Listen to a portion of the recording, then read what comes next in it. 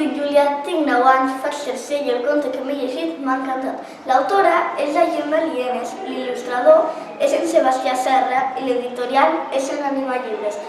Tracta d'una nena i el seu gat que van a passar uns dies a la granja del seu oncle per descansar i es troben que algú robava les plomes a les aus i tothom es pensava que era el gat. Ha estat una història divertida perquè entre tots els animals havies de descobrir qui era el culpable.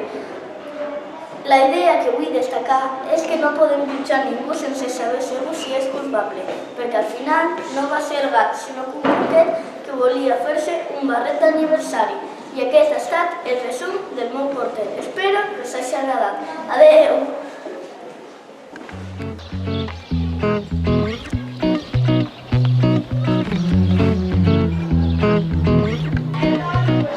I recorde que la vida amb llibres és molt millor.